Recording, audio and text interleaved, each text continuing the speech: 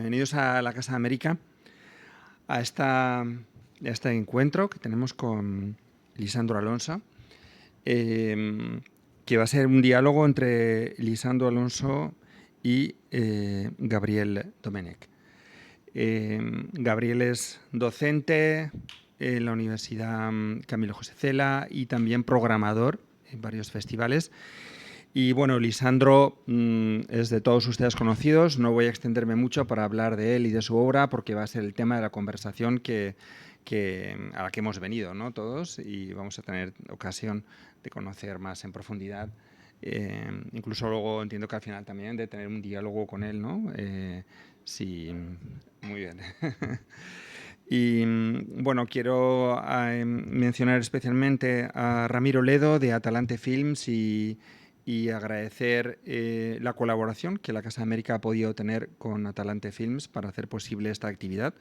La estamos programando desde hace ya unos cuantos meses y para nosotros es un verdadero placer porque nos permite el ofrecer dentro de nuestra programación una actividad de calidad con un director y un cineasta de la talla de Lisandro Alonso, que es algo que de alguna manera viene a permitirnos cumplir los objetivos de la Casa de América. Como ustedes saben, Casa de América existe desde el año 1992 y durante todo este periodo ha estado llevando a cabo una programación de cine especializada en el cine de América Latina que la convierten quizás en una de las instituciones de referencia para la promoción y difusión del cine latinoamericano en España y en Europa en general.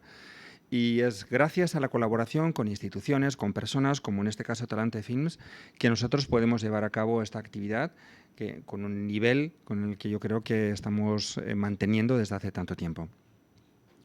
No me voy a extender mucho más, simplemente les agradezco de nuevo la presencia y voy a pasar ahora la palabra a Ramiro Ledo. Muchas gracias.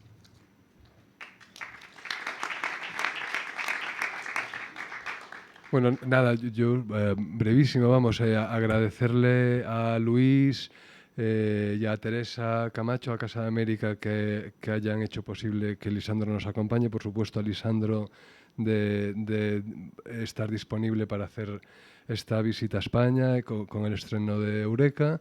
Y bueno, recordaros que la peli se estrena este viernes en los cines en toda España y el miércoles tenemos un preestreno en donde podréis ver la peli en los cines Golem a las 7:30 y estará Lisandro, y este preestreno lo hacemos también gracias a la complicidad del Festival Film Madrid, que sucede esta semana y que lo han incluido esta proyección especial en su programación. Así que bueno, gracias a Casa de América por hacer todo esto posible, a Lisandro, Film Madrid y a vosotros por supuesto por venir. Gracias.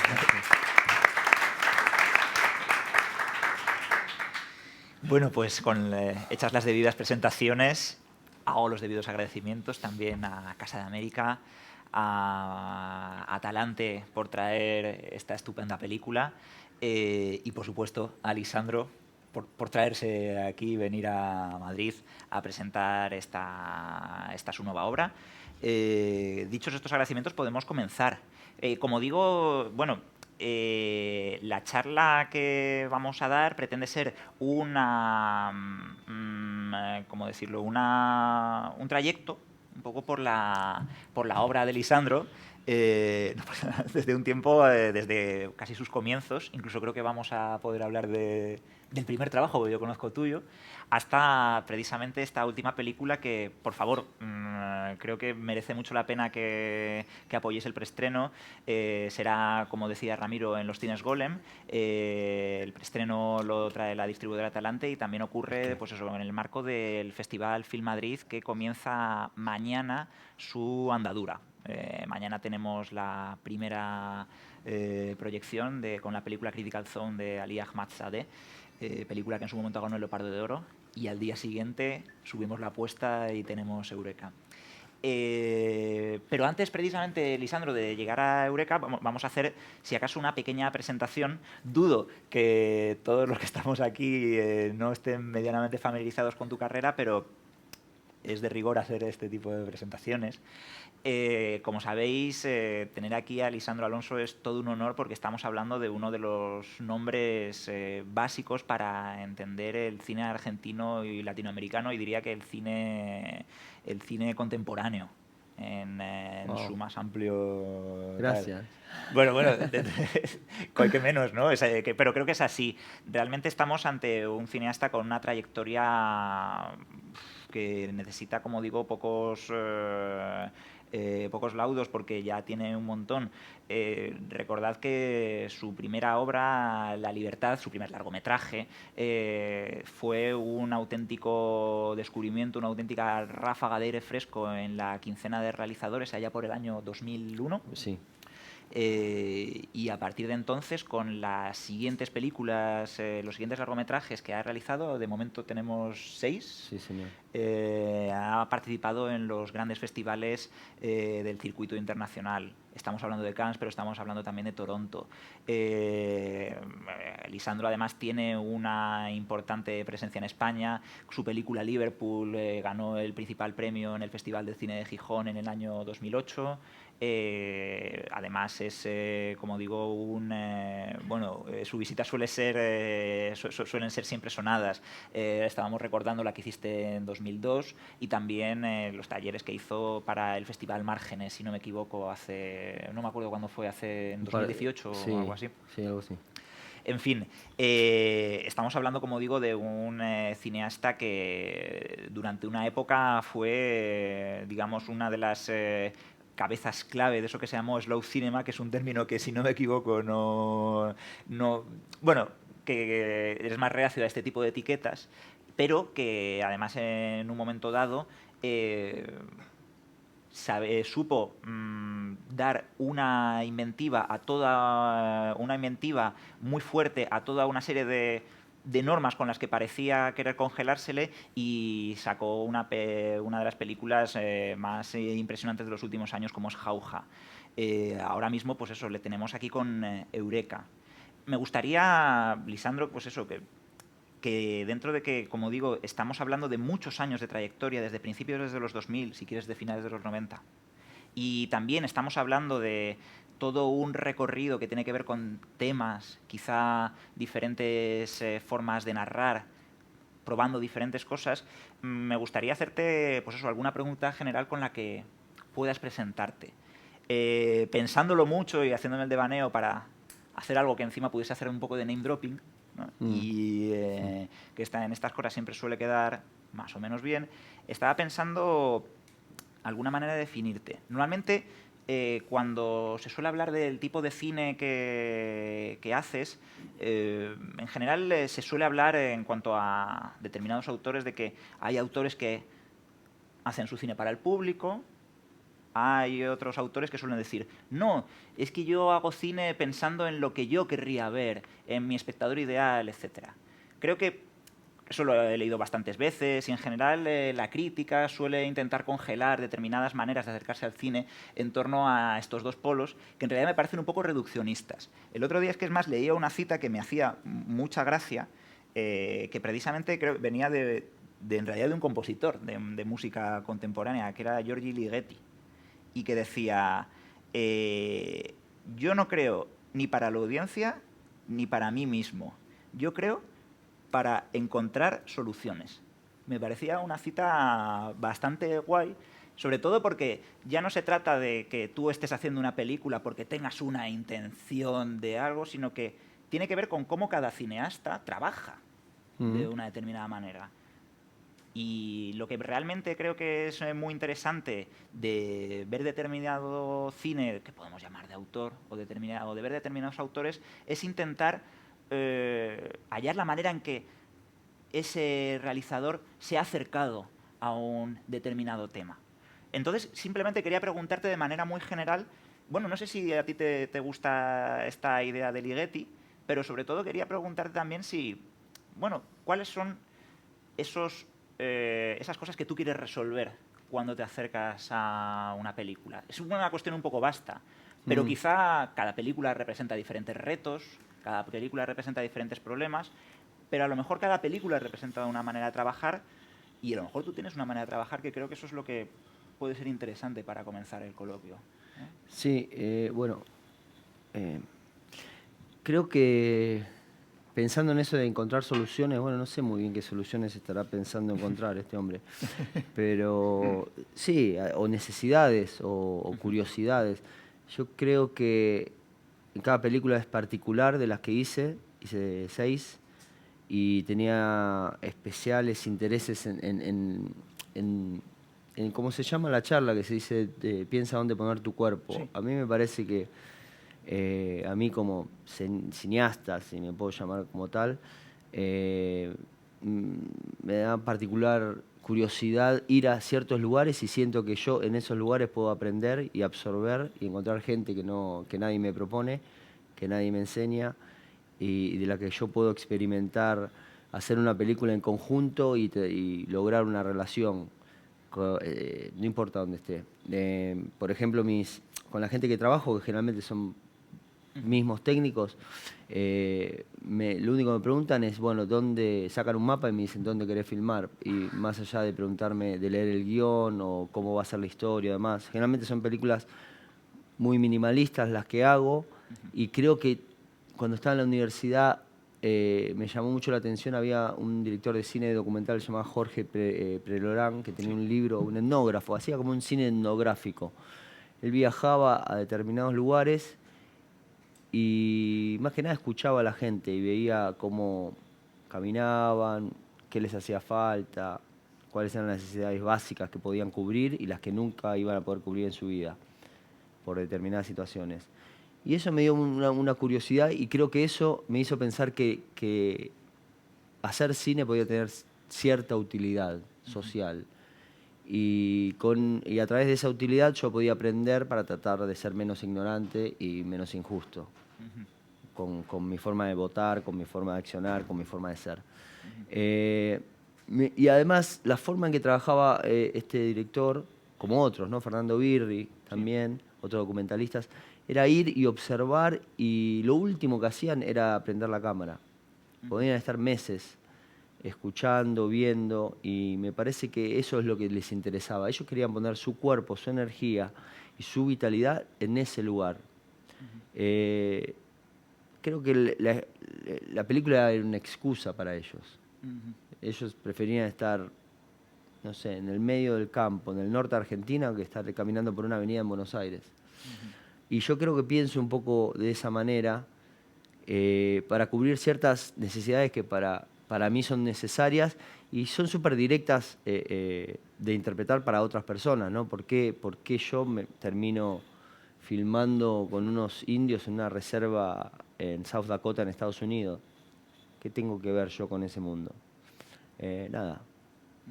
Absolutamente nada. Pero había tenido... Soy zigzagueante, puedo ir cambiando de Tranquilo, tema. tranquilo, vamos, Mis películas no lo son, pero yo sí. Estaba estudiando, para cerrarme un poco el concepto, estaba estudiando, había ganado unas becas de trabajo, de desarrollo de proyecto, como gané una tiempo atrás acá en Casa de América, para desarrollar un guión. Bueno, en este caso me tocó entre Manhattan y Boston, y pasé como más de un año, fui con mi familia, mis hijos, y dije, ¿qué estoy haciendo acá? ¿No? Dije, no, ¿para qué acepté? Era muy académico, además, no me llevo muy bien con ese entorno. Y bueno, me dije, bueno, a ver, imagina si pudiera filmar una película, ¿dónde te gustaría filmar en Estados Unidos? Y ¿dónde te gustaría ir? ¿Dónde te gustaría conocer? Y directamente lo primero que se me ocurrió fue, porque ya venía trabajando con ciertos personajes o personas, ir a una reserva india, creo que es en el lugar más pobre de Estados Unidos, una pequeña reserva indígena que se llama Pine Ridge, que queda en South Dakota, en el centro norte del país, cerca de Canadá, donde viven, no están ni siquiera censados, entre 40 y 70.000 habitantes, donde todos los números dan mal, el promedio de vida 50 años, y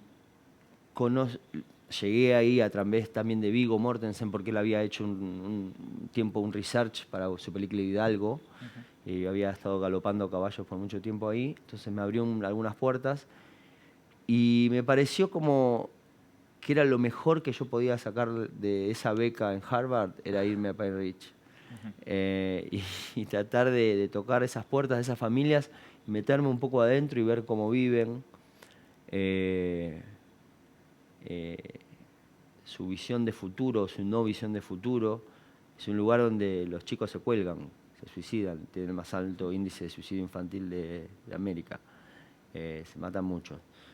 Y me pareció como, algo, como un núcleo raro en la historia de Estados Unidos y en la historia del cine de Estados Unidos, ¿no? Porque vamos a llegar seguramente a hablar del western americano, ¿no? Que invadió mucho de la cultura cinematográfica mundial y estructuralmente muchas de las formas de plantear conflictos en el cine en general.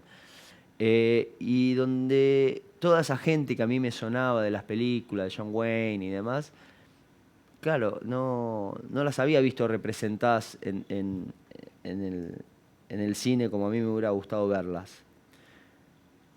Hasta ahí llego, ahora vuelvo un poco atrás. Yo trabajé toda mi vida con gente que no sabe leer, que pisa la tierra descalzo, que nunca fue un cine, que no conoce lo que es una tarjeta de débito, que me mira preguntándose qué realmente quiero hacer yo estando ahí cerca de ellos.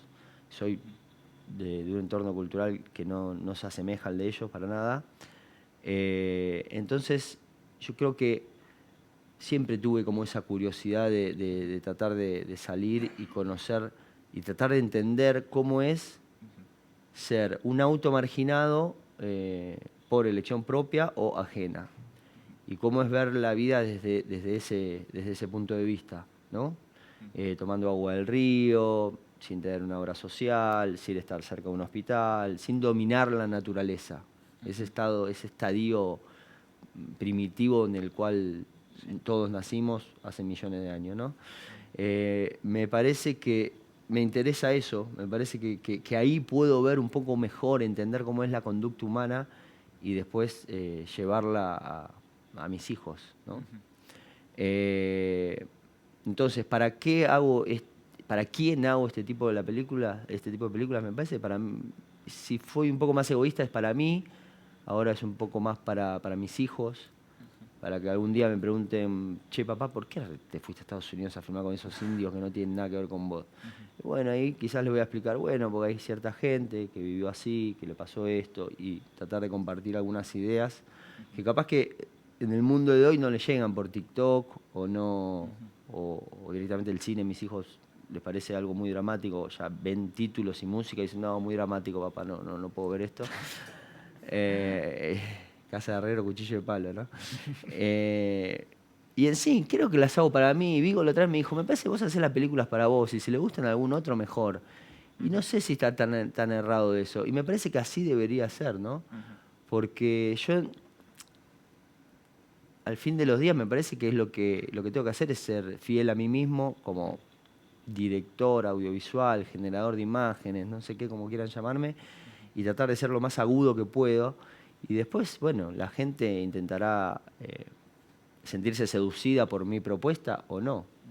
Claramente no soy, o trato de no ser tan tonto y sé que el cine que a mí me interesa no es el que va a llenar los multiplex en los shoppings. Pero no todo el cine tiene que ser tal. Y de hecho creo que las películas que a mí me interesan, o el cine que más me interesa, o que más me genera preguntas, y esas preguntas son las que activan mi día a día, son películas donde no está todo claro, no se entiende bien cuál es la intención. Entonces son películas que me hacen trabajar a mí, me demandan, son demandantes, y pueden ser tediosas. Pero bueno, a veces el colegio también es tedioso, ¿no? Cuando tenés 7, 8 años, y la universidad aún más. Pero bueno, uno le saca un beneficio a esa hora de tiempo que se metió exclusivamente a tratar de pensar el mundo que algún otro le propone. Que puede ser caprichoso, sí. Puede tener tiempos que no son los de uno también. Pero si uno a veces se juega y se deja invitar, puede obtener muchos buenos resultados de eso, ¿no? Quizás lo piense más como cuando, no sé, voy a la casa de un amigo y veo un póster de una pintura o leo un poema, ¿no? ¿Alguien puede explicar un poema? Y no, bueno, con unos conecto, con otros no conecto. Con los que conecto muy profundamente, lo mismo con una pintura. Yo creo que hay muchos cineastas quizás que proponen conexiones, ¿no? Y es el espectador el que tiene que hacerlas y disfrutarlas a medida que las va haciendo, ¿no? Y esto, ¿por qué esto es así? No, esto no tiene ningún sentido. Bueno, a lo mejor entonces... y empieza a jugar un rol protagonista dentro de la sala. Me parece que es eso a lo que apuesto. Hacer las películas que a mí me hacen bien, donde yo me siento mejor persona estando, poniéndole el cuerpo, escuchando. Una vez le pregunté a una directora mexicana, ¿no? Compañera, colega, generacionalmente, que hace unas películas que para mí son detestables. Digo, no importa quién es, no viene al caso, ¿no? Pero...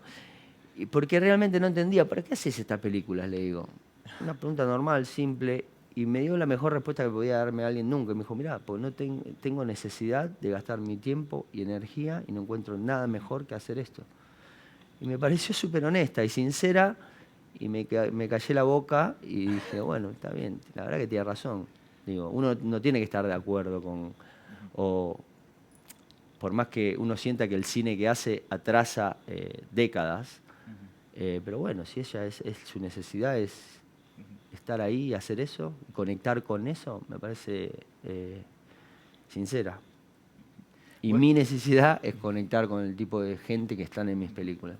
Sí, me encanta. Precisamente por lo que te preguntaba era pues, precisamente por cómo a lo mejor hay una ética de trabajo que va guiando todas tus películas y que precisamente a lo mejor tu obra tiene que ver también con cómo, pues eso, cómo es parte de un proceso y cómo luego precisamente podemos ver el final de ese proceso, el resultado del acercamiento, ¿no? A determinados personajes, a determinados entornos y bueno, lo interesante de tus películas me parece que es precisamente cómo te acercas a esos entornos. Antes citabas a dos cineastas inmensos que son Jorge Prelorán y Fernando Birri y cómo precisamente el acercamiento que ellos tienen, que precisamente pasa un poco por lo que tú contabas, por la etnografía y por unas pautas para filmar determinadas situaciones y personajes, te podían haber impactado.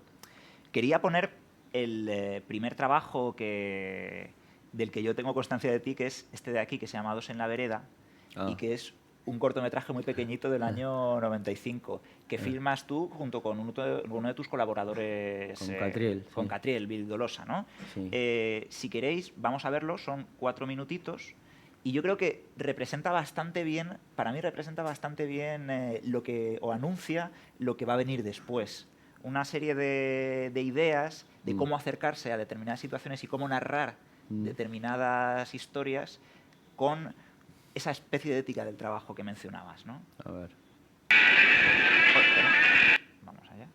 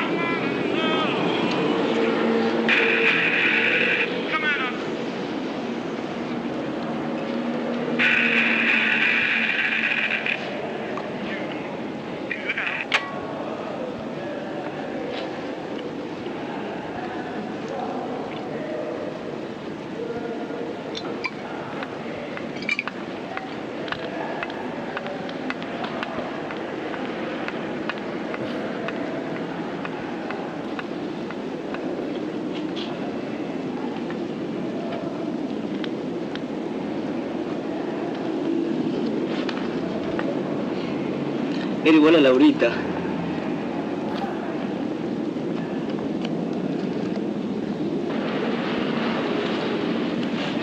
El otro día casi la llamo a Laura.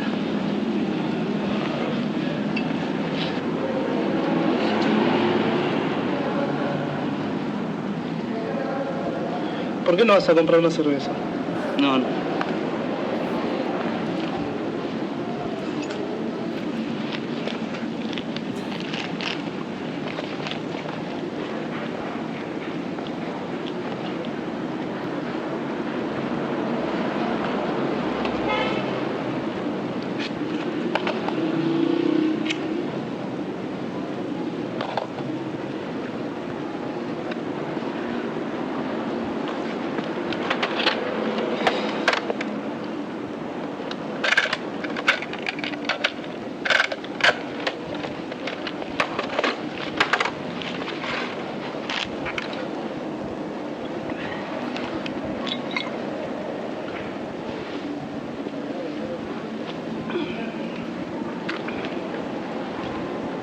Tendríamos que irnos de acá.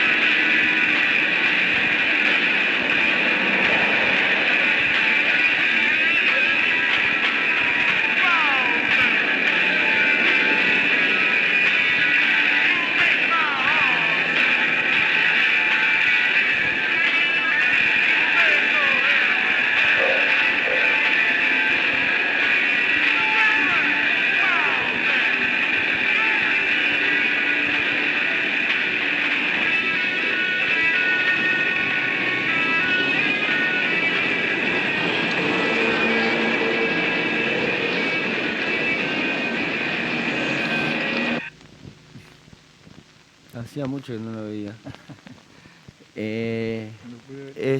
Mira, te pongo un poco en contexto de cómo es esto, porque a veces se entiende mejor. Este es un corto que yo estaba en la universidad en el 94, que tenían un sistema donde tenían que pasar varios controles de profesores y demás que te aprobaban el guión. Bueno, nunca pasé ninguno yo. Estuve en una universidad privada, que por suerte lo podían pagar mis padres. Y estuve 3 años y medio sin poder darme el gusto, hasta que un día le pedí prestada clandestinamente a unos compañeros que sí habían pasado el examen de tener un buen guión y ser aprobados por los profesores, y me fui con Catriel a filmar como esta especie de autorretrato. Era lo único que hacíamos. Yo estaba en la universidad, era tomar cerveza y escuchar Jimi Hendrix en la puerta. Desde las 7 de la mañana hasta, no sé, hasta que se nos acababa la plata.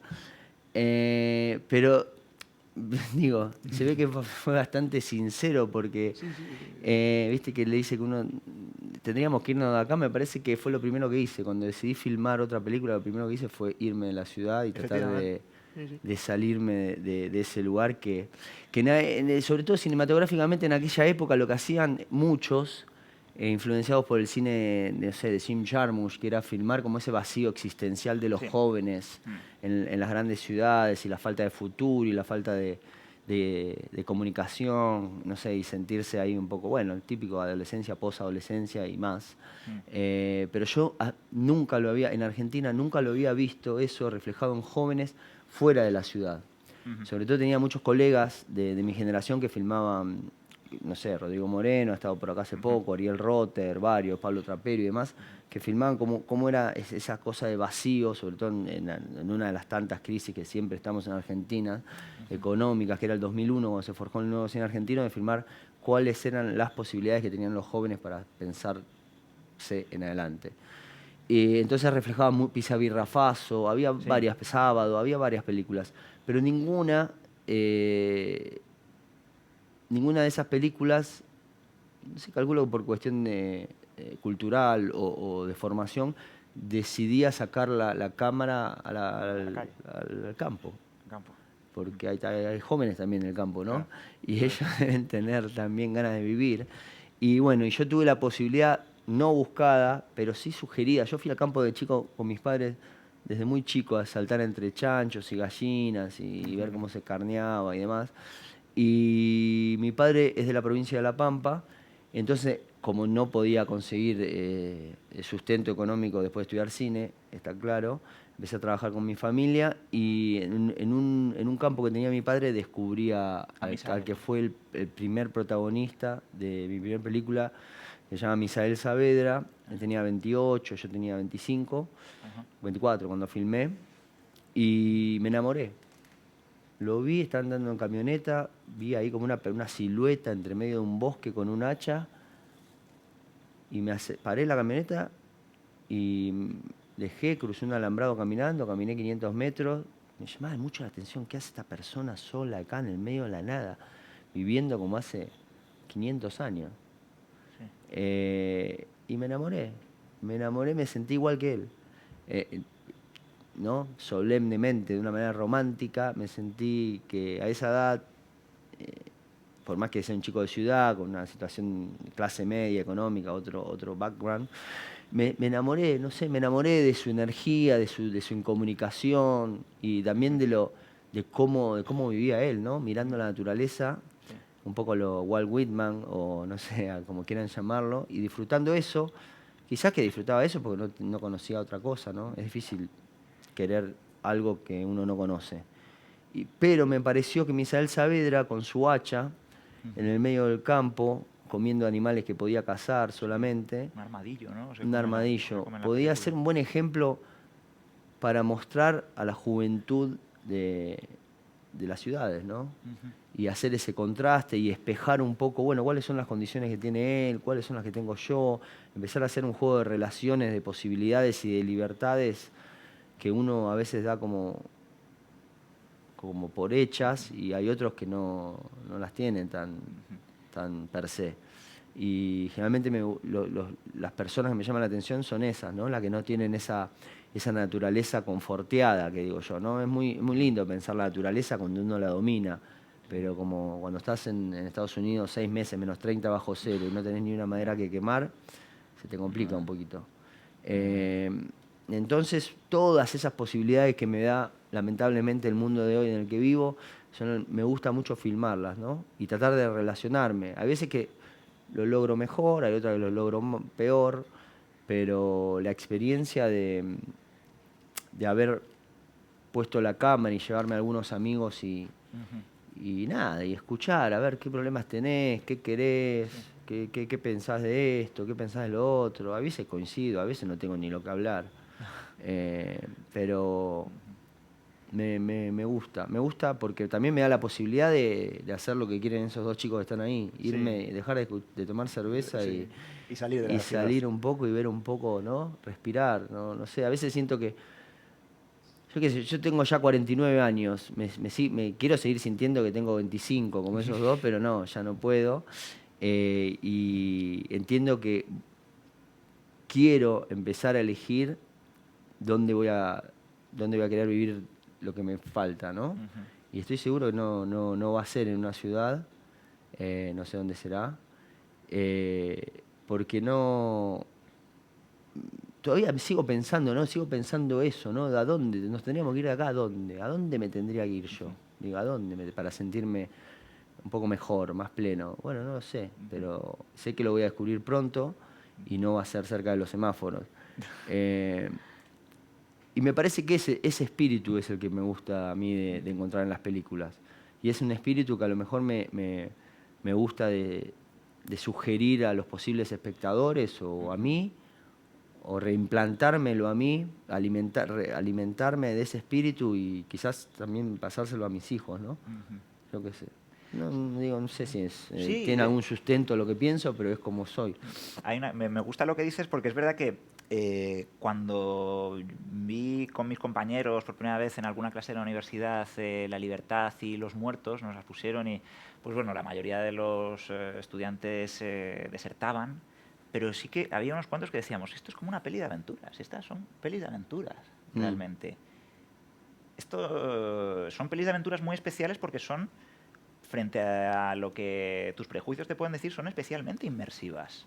Son películas en las que realmente sientes el entorno, el ambiente en el que, por ejemplo, está Misael Saavedra cortando troncos, metiéndose luego con el dogo argentino en la camioneta, comerciando, etcétera. Y por supuesto toda la odisea que hace Argentino Vargas, que es el protagonista de la siguiente película de Lisandro, Los muertos, toda esa odisea de alguna manera es muy inmersiva. O sea, me impacta lo que dices porque es verdad que se nota viendo las películas que hay una idea de sumergirte en un determinado ambiente, en empaparte de un determinado entorno y también del misterio de esas personas, ¿no? Si quieres, vamos a poner un fragmento un poquito más extenso de La libertad para que veáis un poquito de lo que estamos hablando. Vamos a poner concretamente los 5 minutos en que Misael se excava y se corta. Da igual, Y se corta un tronco. Yo creo que, vamos, creo que se tiene que mostrar así. A ver. Un poquito más atrás. A ver. Sí, por aquí empieza.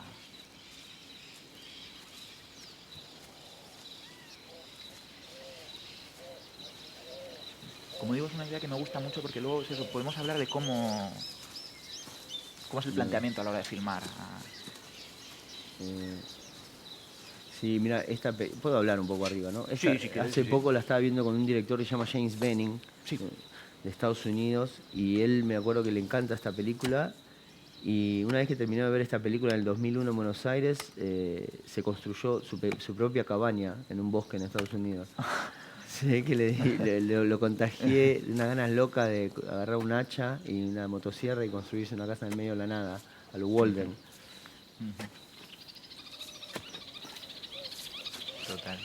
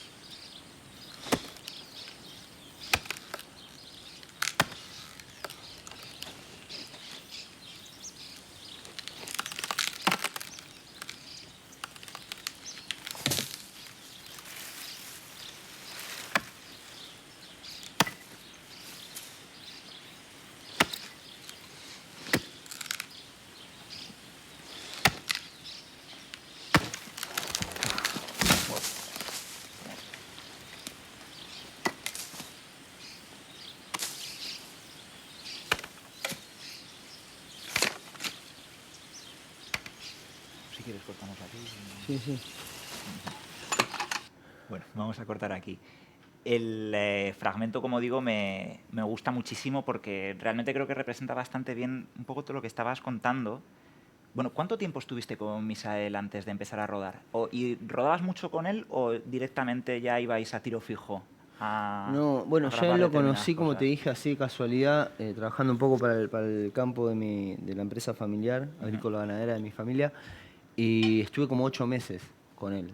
8 meses. Para mí era una excusa increíble porque volví a Buenos Aires y cada una semana o 15 días, depende ahí medio de las labores que había que hacer en La Pampa, estos a 800 kilómetros de Buenos Aires, me iba y me pasaba unos días con él y volvía, y así estuve 8 meses, comiendo un pedazo de queso, tomando mate, escuchando a los pajaritos, contándole nada, digo, haciéndonos, invirtiendo tiempo juntos, ¿no? Ganando confianza. Ujú. Se ve que inconscientemente yo ya pensaba que podía ser una posibilidad a quien filmar. Y después de más o menos, sí, 7, 8 meses de estar así, ahí como romanceando entre los dos. No, porque digo, hoy ya no se habla tanto de como antes, que estaba en el escritorio de cualquier profesor de cine sobre el cine, documental, ficción. Hoy ya se hace todo como una cosa que está No. más dado por hecho que pueda ser como lo definen, híbrido, Sí. o ese juego entre las dos, y ya no se plantea tanto que hay que definir. En aquel momento, estos años 2000, era, no, esto no es esto es esto tiene que ser así. No, si es documental no puede haber esto. Bueno, yo cuando estábamos filmando esta película no saqué todos los libros que me pasaron los profesores, sino empecé a sentir un poco. Y como te dije, estaba tan enamorado de Misael que lo podía mirar, no cortaba nunca. Nosotros estábamos filmando en película, en aquel momento se filmaba en película, en 35 milímetros, que era cara, y cara aún más para una producción como la nuestra, y no cortaba. Yo decía, bueno, a ver, dale, no me gusta decir acción, corte, todo eso, me parece medio circense. Pero entonces tocaba el camarógrafo para que prenda la cámara y no cortaba nunca. Y claro, y los chicos me decían, che, hay que cortar acá de vez en cuando, ¿no? No. No. Y bueno, yo sé, sos el director, sos el que compró la película. Claro, bueno, yo ya estaba 8 meses Sí. antes que ellos, sabiendo por dónde yo sentía que tenía que ver la película. Ellos llegaron a decir, bueno, hoy ¿esta de qué va? ¿Es de acción, de tiro? ¿De qué? No, no, bueno, pará. Esta va de quedarte callado y mirá. No, bueno, porque era también un poco participar la vida de Misael. Misael está echando de los 10 años. Ahí lo filmamos cuando tenía 20. Hacía 18 años que está así. 18 años.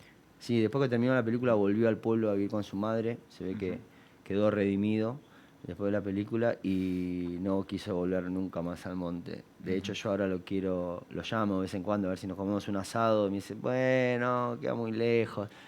Se ve que, no sé, le tiene idea. De hecho, ahora, dentro de poco, quiero filmar de vuelta con él. No sé si será mi última película, o siempre pienso que la última porque se hace tan difícil producir, pero quiero filmar de vuelta con la misma estructura que filmé La Libertad, con 8 personas, en 10 días, con 54 latas de negativo 35, con Misael, 30 años después. Qué raro, porque me voy a dar el lujo de hacer como una secuela de una película que nadie vio. Pero me parece interesante para un cineasta darse esa posibilidad, ¿no? Dice La Libertad 2. ¿Y la 1? No. Me parece genial, un acto de libertad total. Y sobre todo porque necesito, de alguna manera, abrazarlo de vuelta. Tengo ganas de compartir con él todo lo que él me abrió, ¿no? Porque cinematográficamente, para él quizás no fue un logro tan exponencial como para mí, ¿no? A mí me hizo viajar, me hizo conocer, me hizo sentir que podía ser eso que decían director de cine, que en la universidad no lo había sentido. Sentí que no estaba tan loco tener ese tipo de ideas.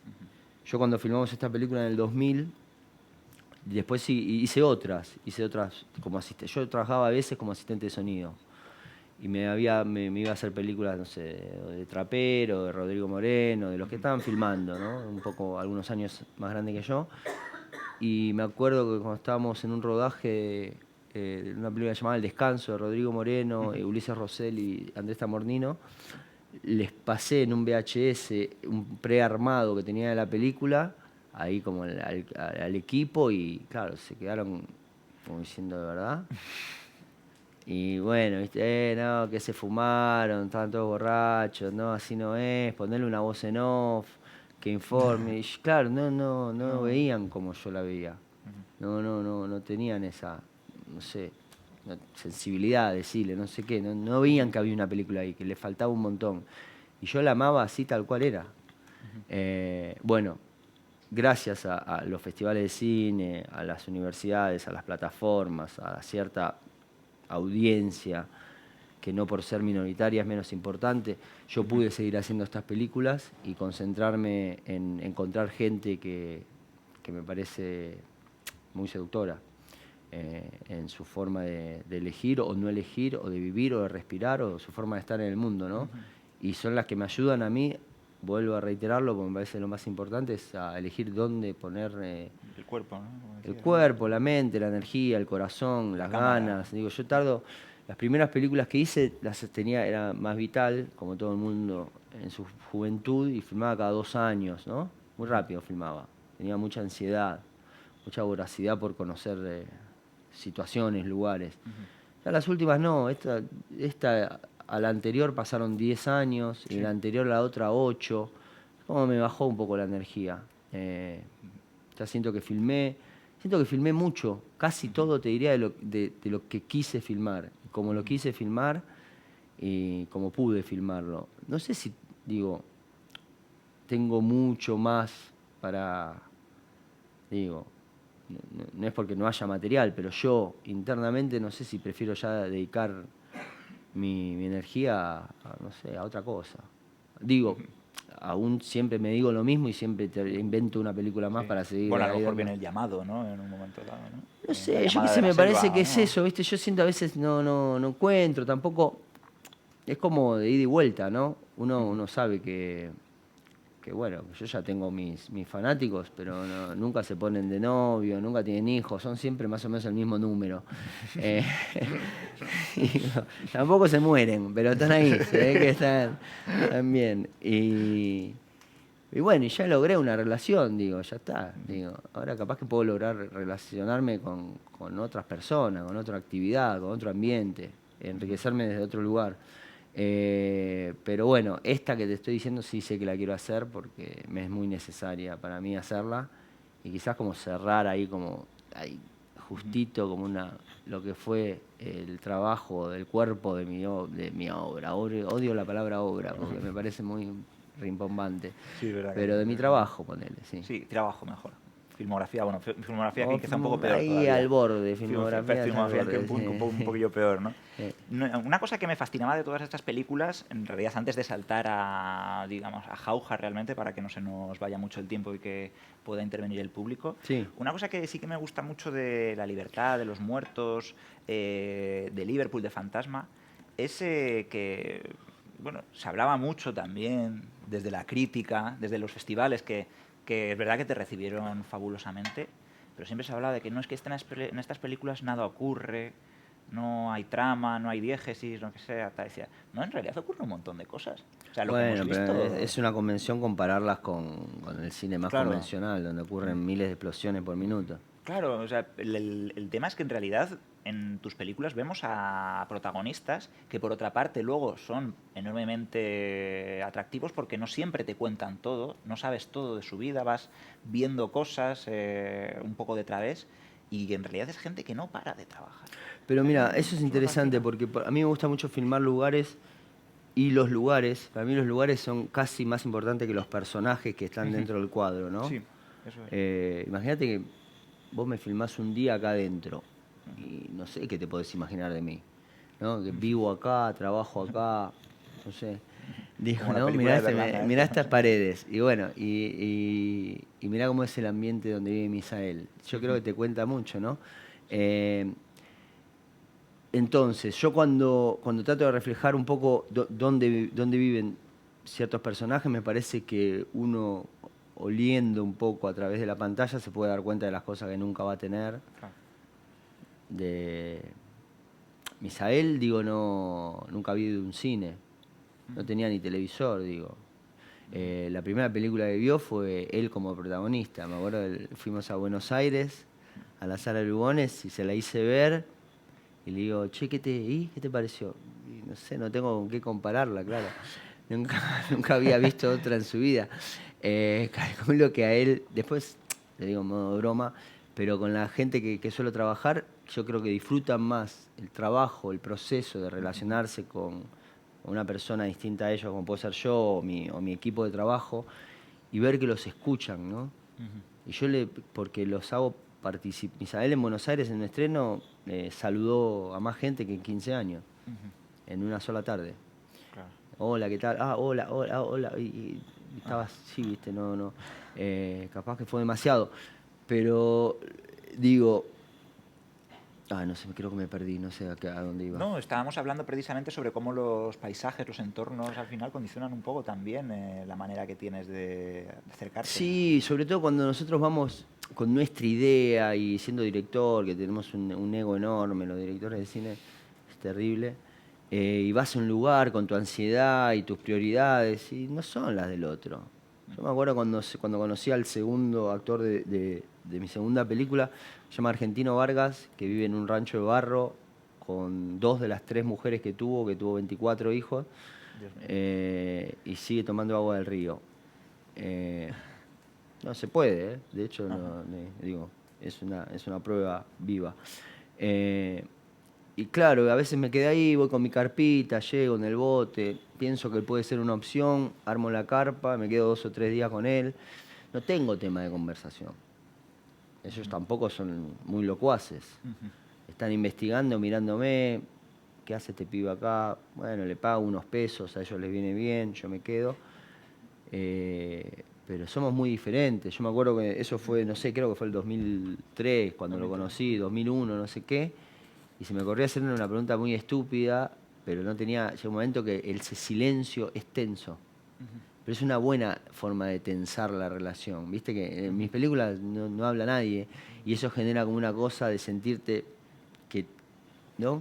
Che, algo que me ayude a subsistir este instante ¿no?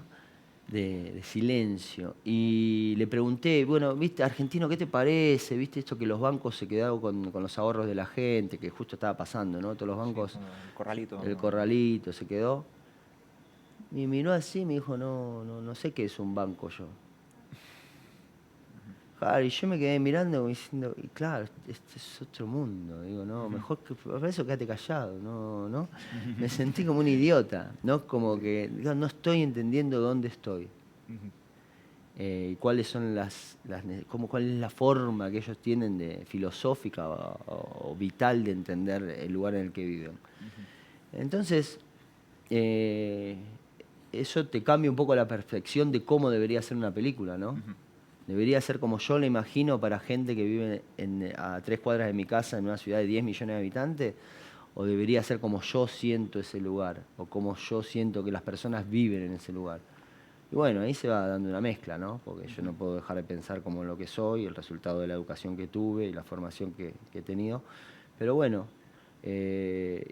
también me gusta un poco, digo, una película mala, lenta, aburrida, no mata a nadie. No le voy a sacar salud a nadie por venir a verla. Y me gusta provocar un poco, ¿no? Sobre todo antes que era más joven me gustaba provocar un poco más y estirar un poco más algunos momentos que pueden parecer muertos o para mí no.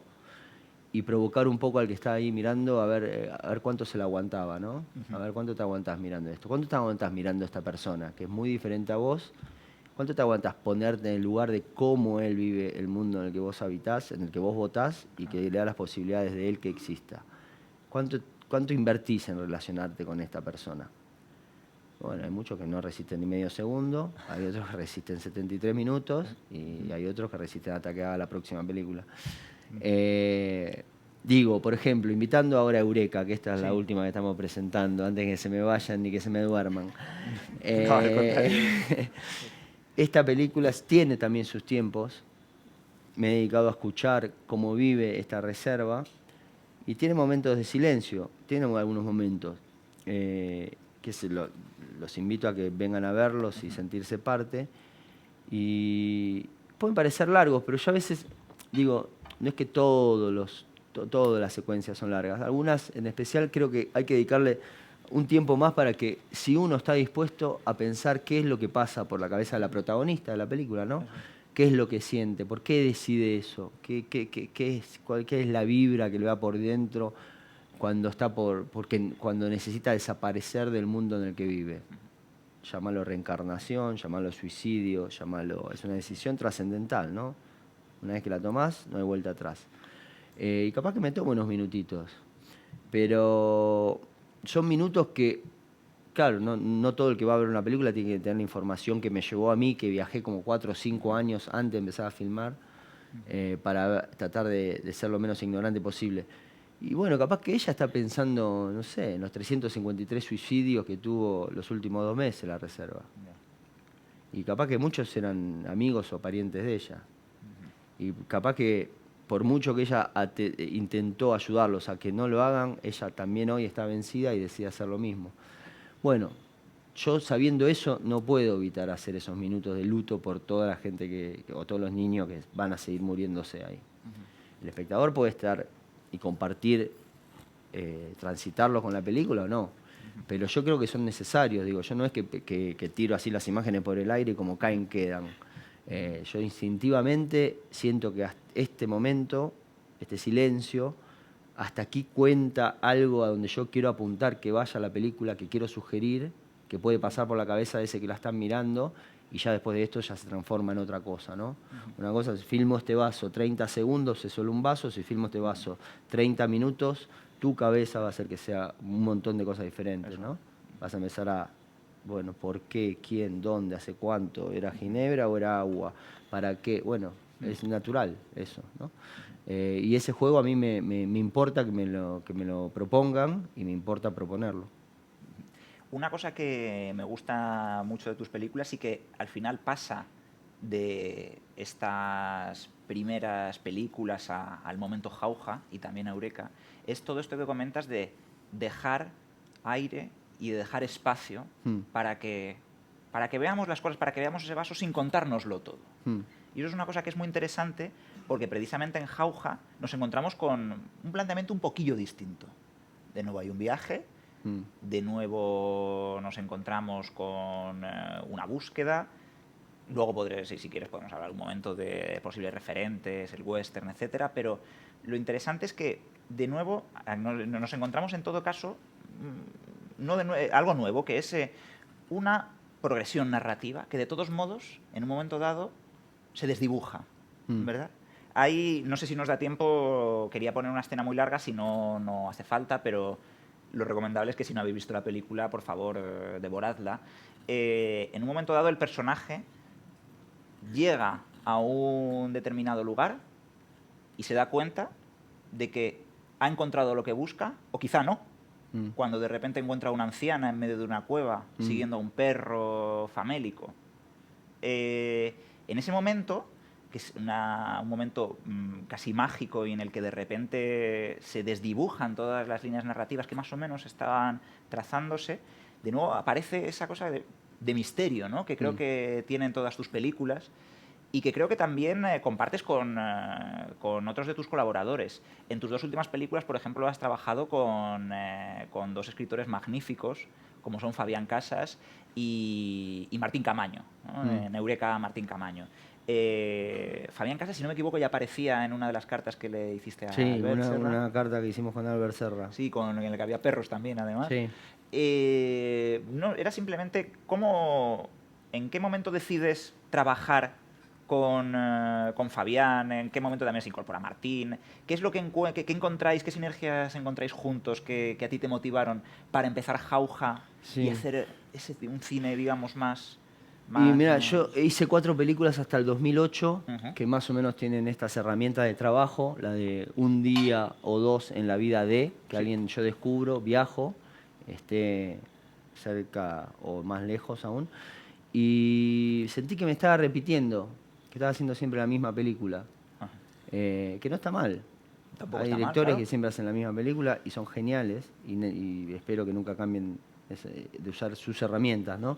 Pero yo sentí que ya me cansaba, güey, otro día viajar, enamorarme de y filmar cómo es un día en la vida, no tenía más ganas. Entonces paré como 8 años. Ujú. Entre medio hice otras cosas, me casé, tuve 2 pibes, yo qué sé. Y me dediqué a, no sé, a qué. Un director de cine cuando no hace películas no sé qué es lo que hace. Pero me hice preguntas, eso hice. Y me pregunté con quién me gustaría trabajar, a quién admiraba, de quién me gustaría aprender.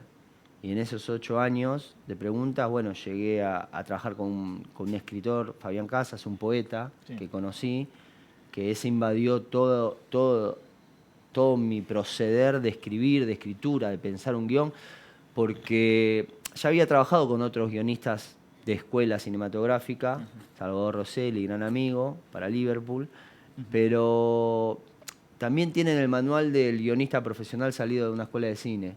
Y a veces eso conmigo no resulta tan bien. Y Fabián, claro, nunca había escrito un guión en su vida. Había escrito 8 libros de poemas, pero un guión exterior, noche, ya no sabía ni qué significaba. Entonces era genial, porque yo le dije, bueno, Fabián, ¿te parece? Vamos a escribir. Y no, sí, me dijo, pero primero me dice, mejor que nos hagamos amigos.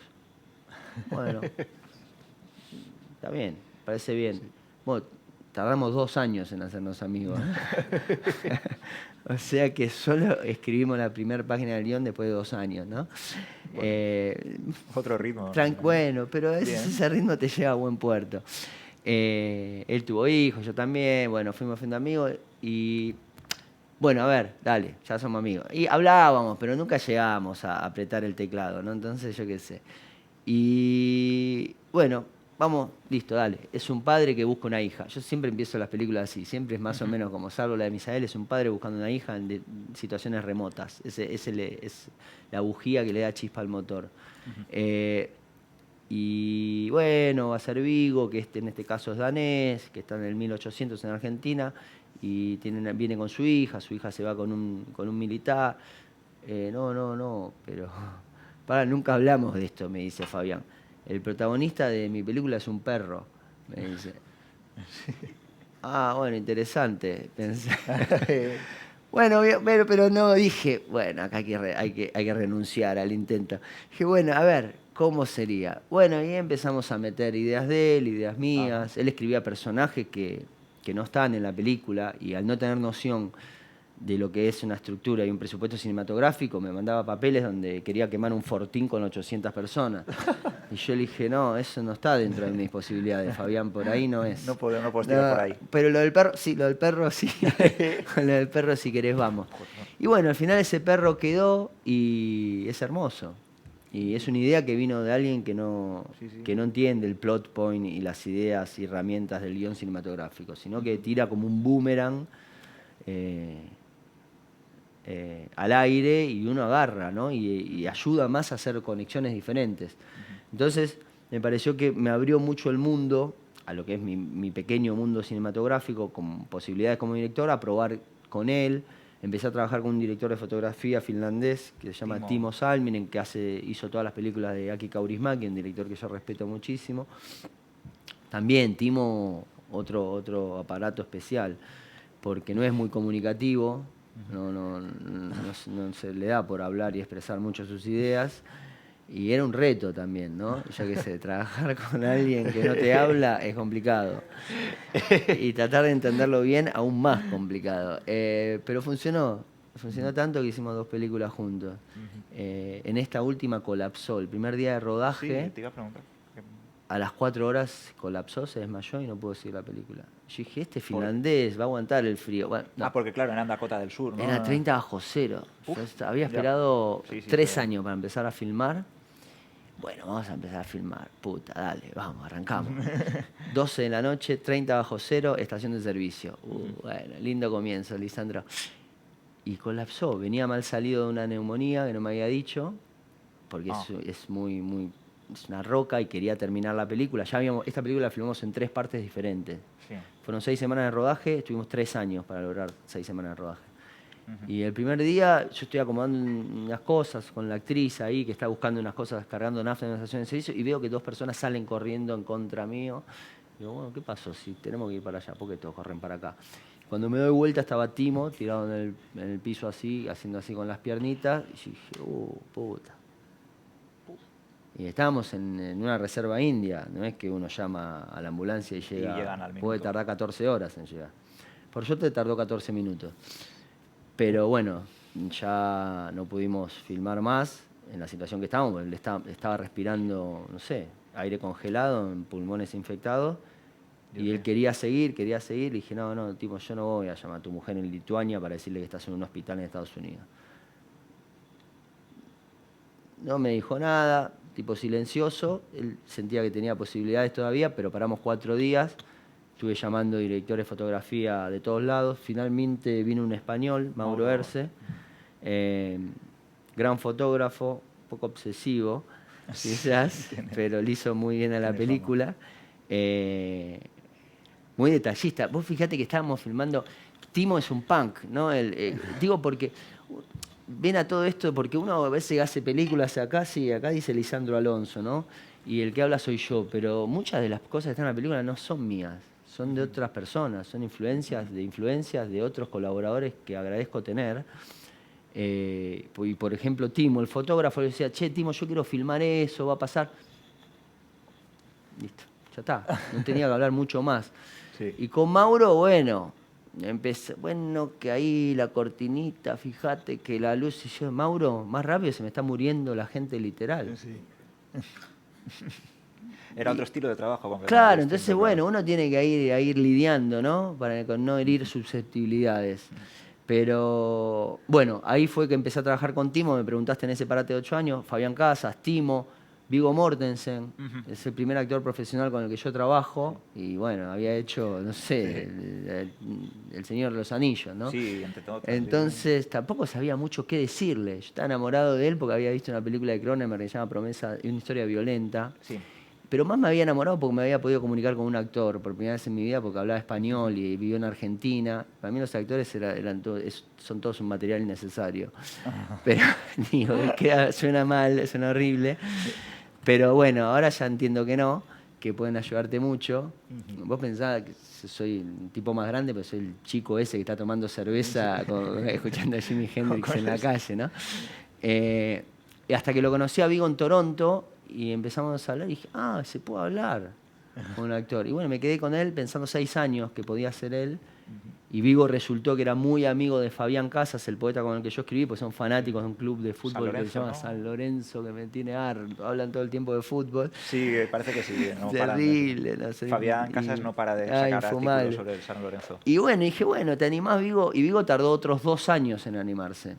O sea que tardé 2 años en hacerme amigo de Fabián y otros 2, 3 años en que Viggo se anime a ser el protagonista de esta película, porque, bueno, él ya era un actor consagrado y él me dijo una vez, vos, Lisandro, las películas que hacés vos nadie sabe cómo van a terminar, ni de qué van, y bueno, yo no sé si estoy muy seguro en meterme en ese, ¿no? En ese viaje contigo. Pero una vez que decidió meterse, fue genial. Es más que un actor, es un productor, es músico, es una persona que a mí me dio una fortaleza, una seguridad terrible, porque yo miraba para allá y el mismo tipo que había filmado con Isabel Saavedra estaba actuando con un tipo que está nominado 3 veces a los Oscars, que no significa mucho, pero sí significa mucho cuando haces cine. Y aprendí también mucho de él. Entonces ya estaba con Fabián Casas, el director de fotografía finlandés que no te habla, y Viggo Mortensen, que es un actor que viene a actuar, yo qué sé. Y claro, al tercer día, Viggo, estábamos ahí en la Patagonia, me dijo, che, Lisandro, aprovechame, me dice. Aprovechame, estás acá.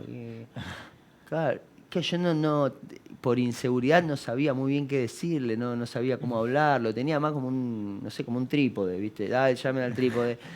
Y por inseguridad propia. Y después, bueno, nada, empecé a hablar, empezamos a trabajar, digo, dale, boludo, estoy acá, apoyate, consultame cosas, ¿no? Para eso vine. Le quiero dar una posibilidad a este tipo de películas. Digo, no tengo, nadie me obliga a hacerlo en el mundo. Lo hago porque creo en que puedo darte un empujón a este tipo de cine. Y lo hizo y lo sigue haciendo al día de hoy y me ayudó muchísimo. Y eso también puede no sé, puede también ayudar a pensar a otros cineastas de mi generación que quieran hacer cosas con otras herramientas que las puedan hacer, o no, o que puedan hacer cosas totalmente diferentes a lo establecido y que puedan hacerlo. Y que son un intento válido de probar. Me parece que son las más válidas para hacer. Las que ya están... Si ya sabes que vas a filmar, ¿para qué lo vas a filmar? Si ya sabes cómo va a lucir, cómo va a reaccionar la gente y demás, y para mí es aburrido eso. No tiene sentido filmarlo. Una cosa muy interesante, bueno, porque ya estamos ahí 20, y para dejar al público que puede intervenir... Esta película, tenemos que decir algo muy bueno de esta película. Cuenta. No, digo, hablemos de esta película, la vamos a estrenar ahora dentro de poco. Solo dos cosas. Una cosa que también me impresionó mucho de la película es, de nuevo, nos encontramos con esas ideas, con ese aura de misterio, porque la película realmente se mueve muy misteriosamente en una estructura muy tripartita. Bueno, tripartita, aunque podría haber incluso más dimensiones ahí, la verdad, no me atrevo a decirlo. Y otra cosa es sobre todo el título de la película. Hay mucha gente que ha dicho, es que esta película es búsqueda, en esta película Lisandro está buscando, está haciendo, está experimentando, etc. Sin embargo, la película se llama Lo encontré, ¿no? Creo que Eureka significa lo encontré, ¿no? Sí, hay varias versiones de por qué el título. No sé si vienen o salen de la película, pero sí tienen sentido en mí, ¿no? Creo que son quizás más privadas e incluso pueden ser naif o tontas que las comente. Pero yo sentí que encajaba bien, era un buen título. Era un título.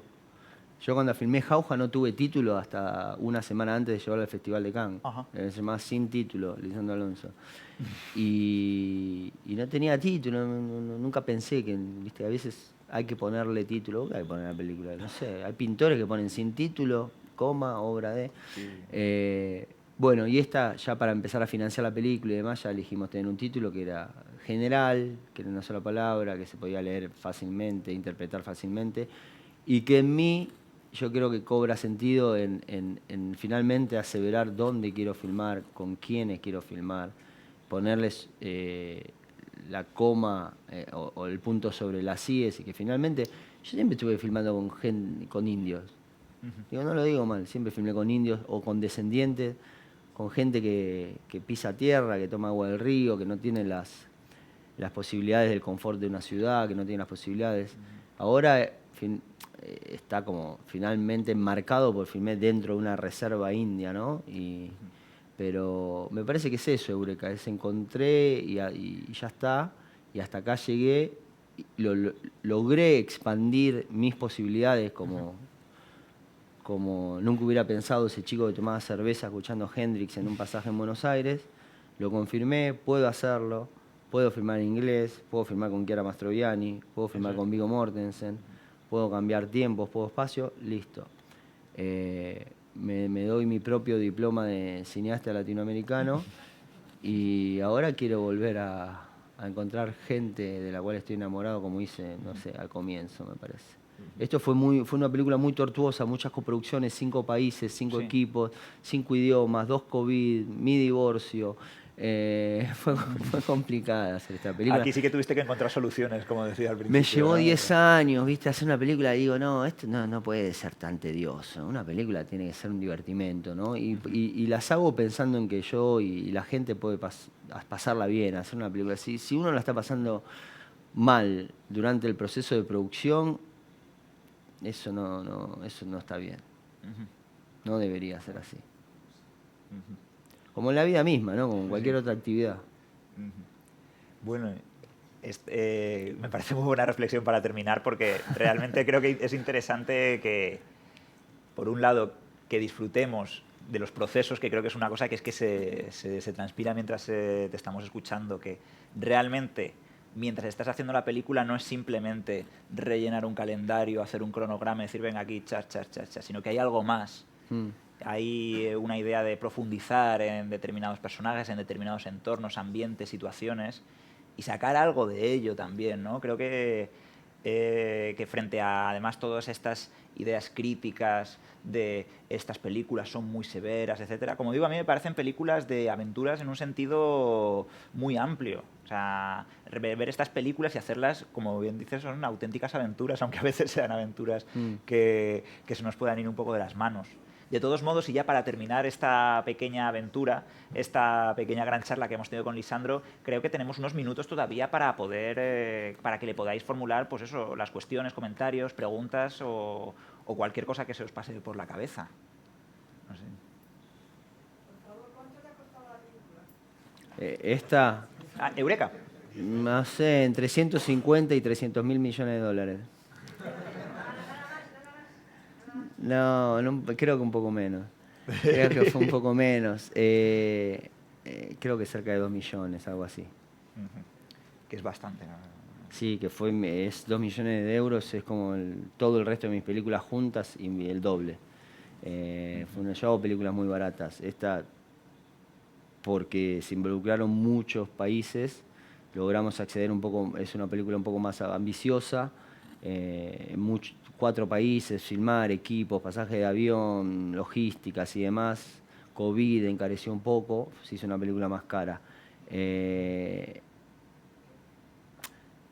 Eso también es interesante, digo, se hace más cara porque hay más coproductores, más oficinas, más escritorios, más personas que necesitan vivir de la misma película. Entonces, no necesariamente el presupuesto de una película se ve reflejado en la imagen, a veces sí, a veces no. Pero las otras películas son muy baratas. El cine, creo que leí una entrevista que le hacen a Pedro Costa que dice que el cine no debería ser un arte caro, necesariamente. Lo es. Muchas veces lo es, ¿no? Pero lo es porque hay veces que nos dejamos llevar por eso que convencionalmente el cine debería ser y no por el que podemos hacer, pero igualmente es un arte caro, no es como escribir o sacar fotografías o pintar un cuadro. Involucra a mucha gente, involucra responsabilidades, esas responsabilidades hay que asumirlas y cubrirlas y termina costando caro. No sé si había...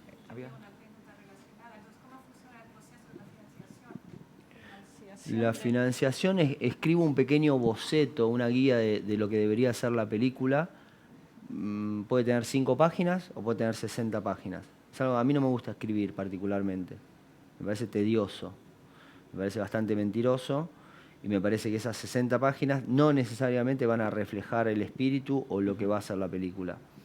Pero bueno, es una convención, si uno quiere acceder a financiación tiene que presentar no menos de 60 páginas.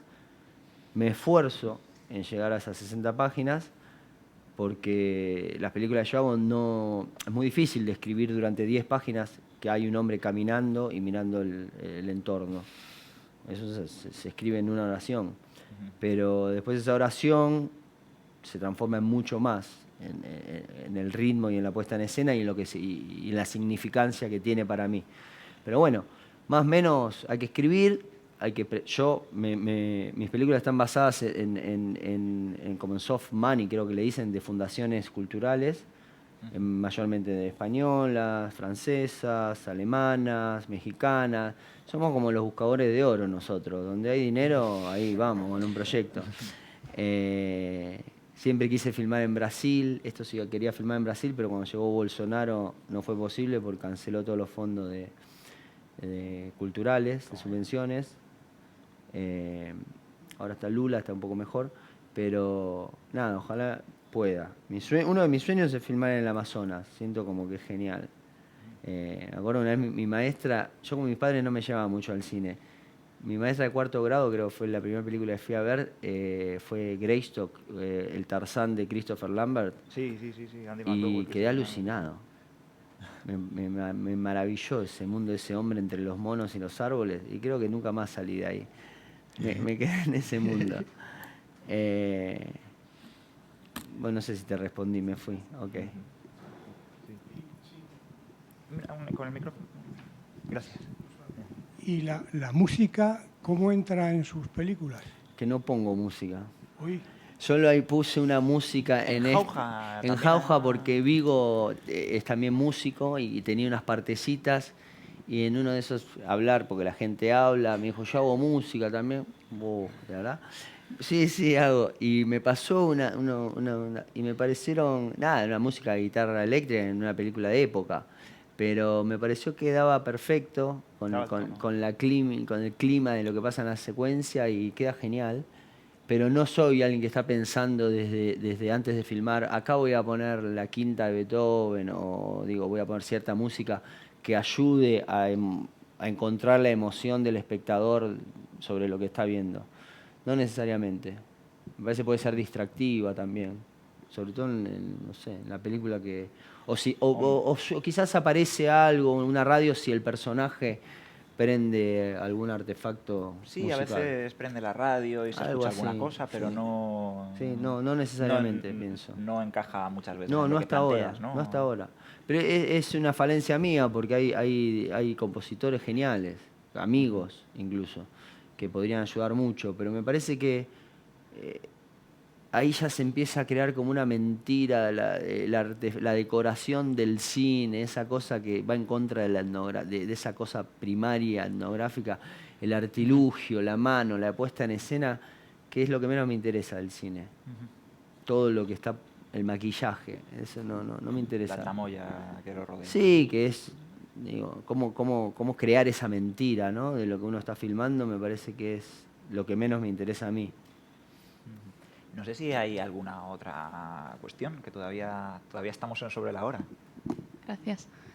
A ver, esta pregunta no es tanto sobre película, o sobre X película o sobre películas, pero es que en medio de una frase, mientras te preguntaron algo, tú en medio de una frase de repente dijiste, creo que es mi última película, y fue como algo súper anecdótico, como que no tuvo tanto peso. Es decir, la pregunta es, ¿cómo se llega a esa tranquilidad de decir, a lo mejor es mi última película, y dejarlo como algo que no se sienta como un vacío de... No, bueno, vacío se va a sentir, porque yo me construyo a través de lo que construí alrededor de las películas durante los últimos 30 años.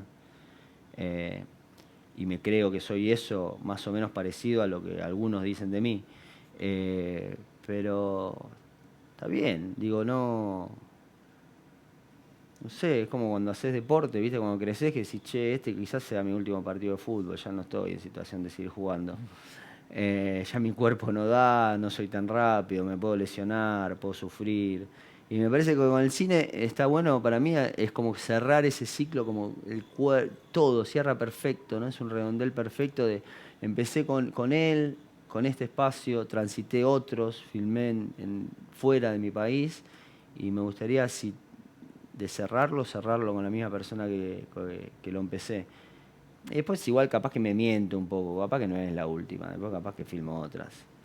Pero ahora me gusta pensarlo de esa manera romántica, que va a ser la última que haga.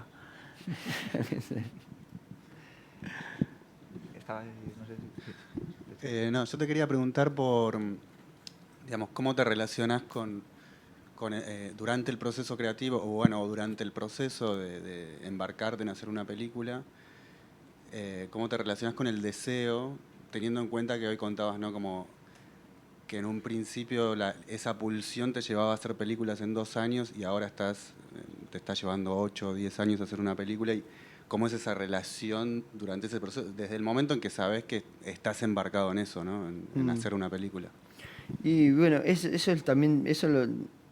capaz que no te lo enseñan en la universidad, pero viste, cuando uno piensa, che, esta idea está buena, voy a dedicar esto acá, y después tiene que ser súper tenaz, porque financiar una película te puede llevar no menos de 2 años, y capaz que en 2 años a vos, en tu vida personal, te pasaron un montón de cosas, y ya lo que pensaste no es lo que te demanda. Y bueno, ahí tenés que ser un poco terco, un poco egocéntrico, y un poco deportista para seguir creyendo que esa idea, por eso digo, para mí es importante encontrar a quién, cómo, enamorarse realmente, porque sobre todo cuando haces películas que no mucha gente mira y vos tenés que convencer a gente durante un largo proceso de tiempo. Esta película me llevó 10 años y yo no hubo un solo día que no me desperté en una imagen probable de la película que quería filmar durante 10 años. Y me pasa siempre, me pasa con la primera, con la segunda, con la tercera. Nada, tuve la suerte de encontrar esa vocación que de alguna manera, no sé cómo, llegó a mí, y es pensar en filmar a alguien. y lo tengo acá y bueno, siempre pensé, es como una zanahoria, ¿viste? La tengo acá y hasta que no la agarre no voy a pensar en otra cosa.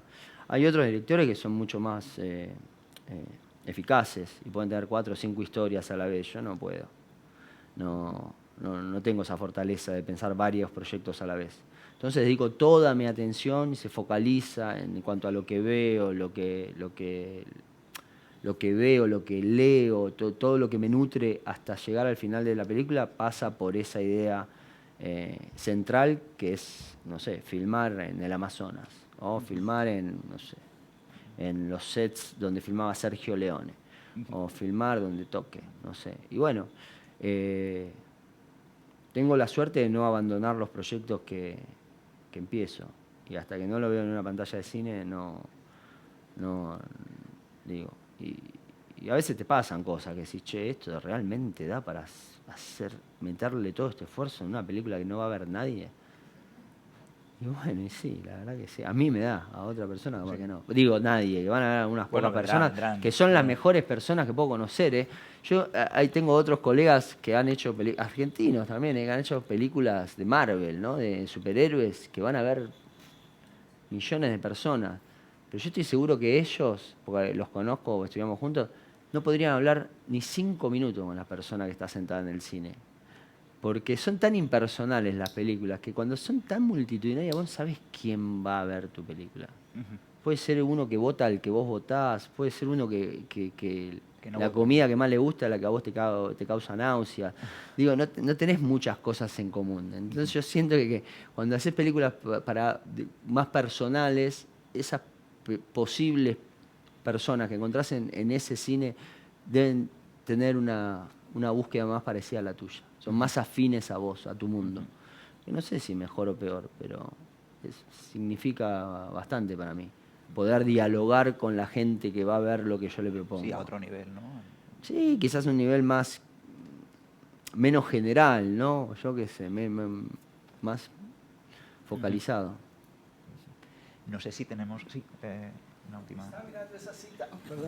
Estaba mirando esa cita de un viaje al otro lado de la realidad y me parece que encaja un poco con lo que acaba de decir.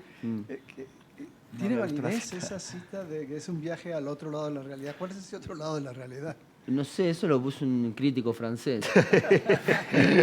Pero él la entendió así. A mí me gustan esas como lecturas que tienen. Pues es una película que invita a tener digo, si esta película yo se la doy a 10 editores diferentes, dos van a hacer un cortometraje, dos van a hacer una película, todos van a hacer películas distintas. Y eso es lo que hace que invita a hacer conexiones y cada uno puede hacer la conexión que más le guste o que pueda. Digo, es una película. Estaba leyendo algo que salió en la revista en esta de Caimán que me pasaste vos, de un crítico español, no me acuerdo cómo se llama. Carlos Rosilla. Puede ser, no sé cuál era. Donde decía que bueno, que la película podía parecer un rompecabezas que no terminó bien de armarse y demás, o que desencajaba y demás. Y me parece perfecto lo que puede pasar. Y quizás películas que no necesito dominarlas del todo, digamos. Y puede ser que sea real lo que dice, que planteo. Es una película esta, sobre todo, de las más complejas que traté de pensar a nivel de estructura. Sí.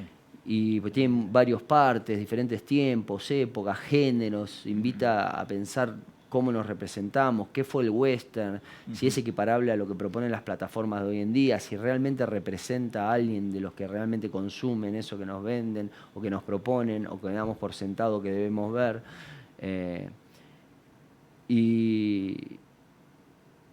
Y puede ser que a veces las películas me ganen. Yo y lo considero que está bien que una película le gane al director, ¿no?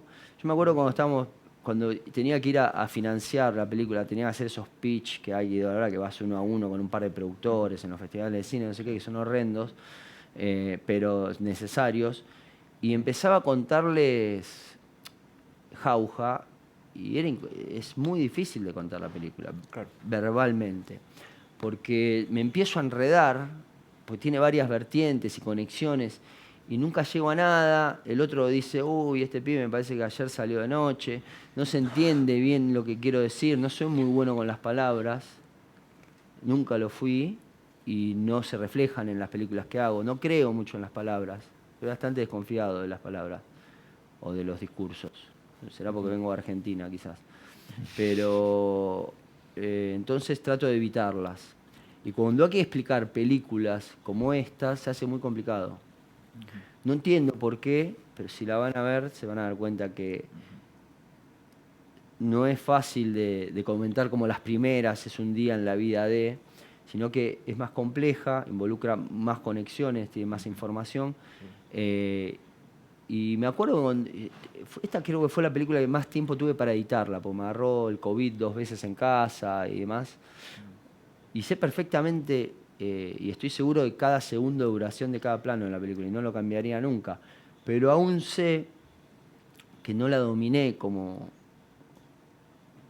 yo pensé que iba a salir la película. No es redonda, quizás es una nueva forma de que donde las películas no tienen que ser redondas, que las películas tienen que proponer una fórmula, una estructura, una visión, y que sea el espectador el que trate de determinar esa cocción que uno intentó hacer, ese mundo al que uno intentó invitar, y que saque sus propias conclusiones. Digo, objetivos hay muchos, yo qué sé, en unas películas. Yo qué sé, yo en esta película, por ejemplo, si la van a ver, no sé, 10 personas, si 2 salen del cine, googlean Pine Ridge, Reserva India de Estados Unidos, yo estoy feliz. Ya el objetivo está cumplido.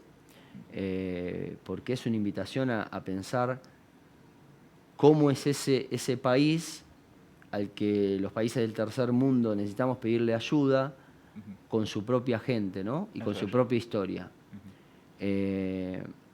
Y es áspero.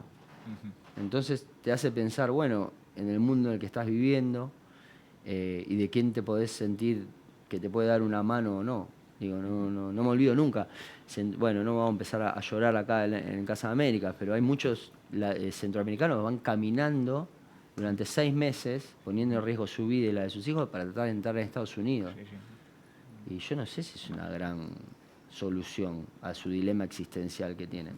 Pero bueno, es un problema mío. Esas son herramientas que yo uso para mantener vivo durante tanto tiempo la idea de una película, ¿entendés? Leo, veo, analizo, conecto, veo el trabajo de otros colegas y demás. Pero bueno, no sé. Si nadie tiene más preguntas, vamos cerrando. No. Hay más. No mucho más quizá porque... No sé, pero digo, para que se queden con alguna ustedes. Claro. En estas últimas 2 películas no eres productor. Sí, soy. Sí, ok.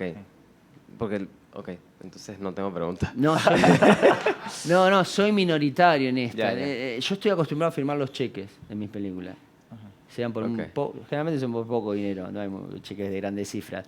En esta no tuve la oportunidad. Y entonces uno te empieza a poner en juego, como en un ajedrez, de qué forma vas a desarrollar adelante tu rodaje. Y a mí no me gusta que me pase eso.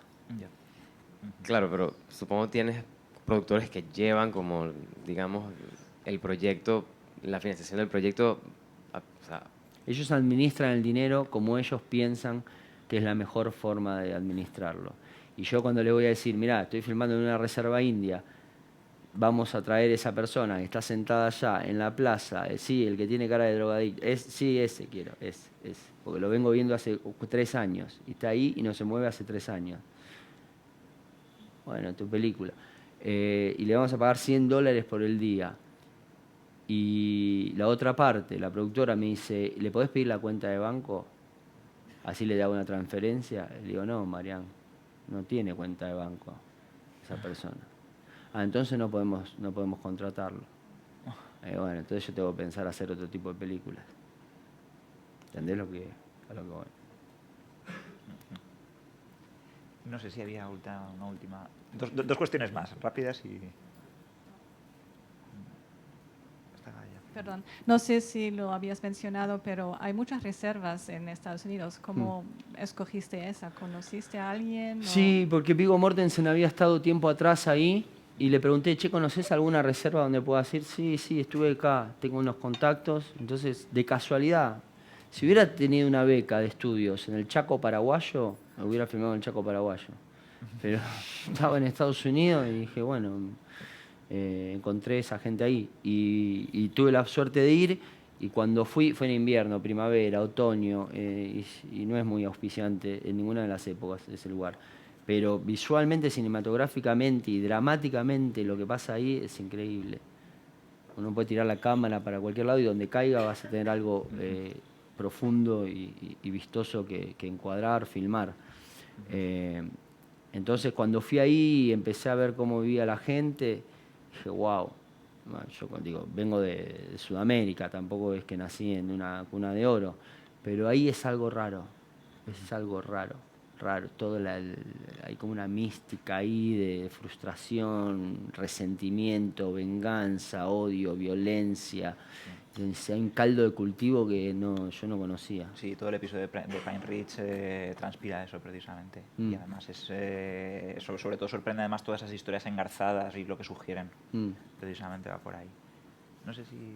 Hola, buenas tardes. ¿Qué tal? Aquí. Hola. Quería preguntarte lo siguiente. Con todo el recorrido que llevas, ¿vale? El background, y en la forma como nos has contado que trabajas, ¿sí? En cuanto a lo que es la particularidad y que le da la personalidad a tu trabajo. Tengo una inquietud y es, ¿cómo planificas tu película